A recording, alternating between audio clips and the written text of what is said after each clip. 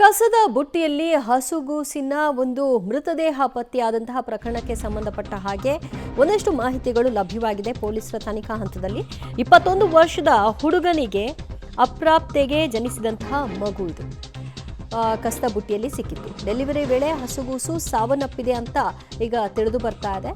ಉಸಿರುಗಟ್ಟಿ ಸತ್ತಿದ್ದ ಮಗುವನ್ನ ಕವರ್ಗೆ ಹಾಕಿ ಕಟ್ಟಿದ್ದ ಅಪ್ರಾಪ್ತೆ.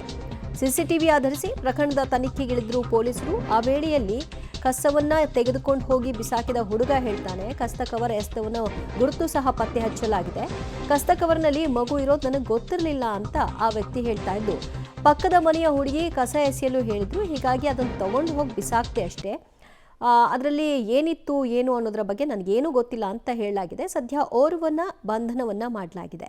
So CCTV ಆಧಾರದ ಮೇಲೆ ಈ ಪ್ರಕರಣವನ್ನು ಭೇದಿಸಿದ್ದಾರೆ. ಆ ಕಸ ತೆಗೆದುಕೊಂಡು ಹೋಗಿ ಬಿಸಾಕ್ದವನು ಯಾರು, ಎಷ್ಟೊತ್ತಿಗೆ ಹಾಕ್ದ, ಮತ್ತು ಅದರಲ್ಲಿ ಏನಿತ್ತು ಅನ್ನೋದ್ರ ಬಗ್ಗೆ ಅವನಿಗೆ ಗೊತ್ತಿರಲಿಲ್ವಾ, ಇದೆಲ್ಲದರ ತನಿಖೆಯನ್ನು ನಡೆಸಲಾಗಿದೆ.